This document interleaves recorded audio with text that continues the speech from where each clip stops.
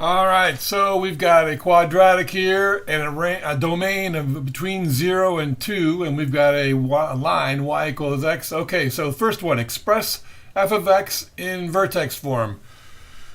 Okay, so all we got to do is x is equal to negative b over 2a, find the x part of the vertex, substitute it back in, find the y, and then write out the equation. Go ahead and pause this, do that, and start back up again so we can compare.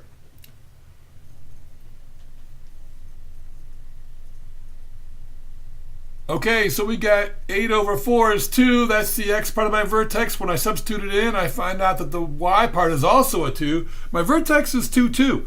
Now, all I got to do is figure out what a is. That's already, I know, it's a 2. So I just can write the equation. Or, sorry, the expression. All right, now for part B, it says state the range of f. Well, I know what the domain of f is. So if the domain is limited, so is the range. So I should start by looking at my domain. The domain is my x's have to be less than or equal to 2 or greater than or equal to 0. So what I got to do is find out what y's come out when those x's go in. I already know that when I put a 2 in, a 2 comes out. The question is, what comes out when I put a 0 in? Pause this, find that out, and then start back up again when you're ready.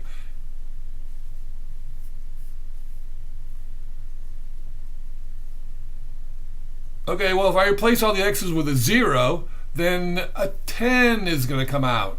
So 0, 10. 10 is the biggest y, and 2 is the smallest y. So now all I got to do is write my range where it's between those two numbers. And typically it's going to be y, or f of x equals. F of x is going to be less than or equal to 10 if it's going to be greater than or equal to 2. All right. Now, C, state the domain of the inverse.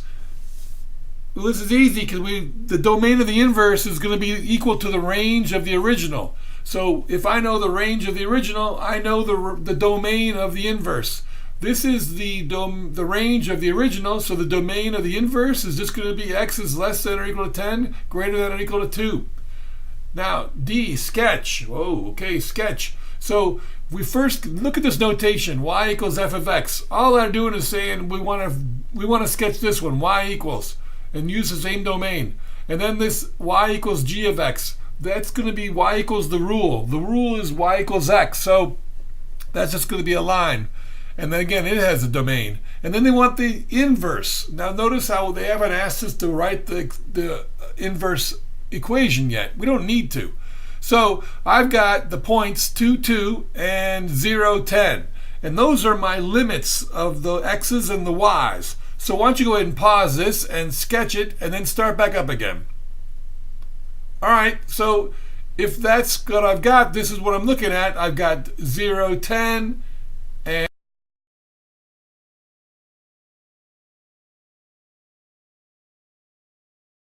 and 2, 2.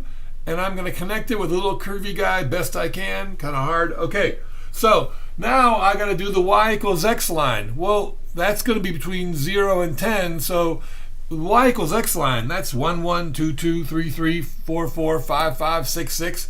And so now I just connect them, and I got my line. Now I need the inverse of the first one. Well, all I have to do is reverse these points. I got 0, 10, it's going to be 10, 0. And it's going to connect with 2, 2, and it's going to be reflected over this y equals x line. So that's how I got this. Now you should label it whenever you've got to sketch something like this, so people know what it is you're talking about. At least you can show you know what you're talking about. And then it says very specifically to make clear the relationship. So you should probably say, hey, these guys are reflected over the y equals x line. They're inverses. That's how it works. Okay, so now E. They want us actually now to find the inverse of the function. Well, we already got it in vertex form, so now all I got to do is switch the x's and y's and then solve for y. Go ahead and pause this and do that, and then we'll start back up again and check.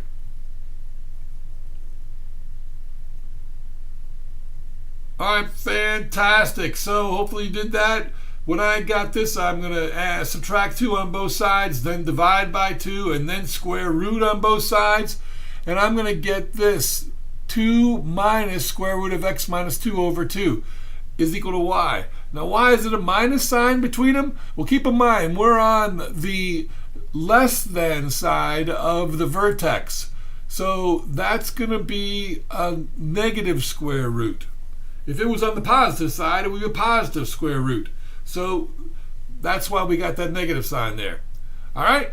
So I hope that makes good sense. I'm going to go ahead and write the domain for this function. You usually should. We already did originally, so they didn't really ask for it. But thanks for watching.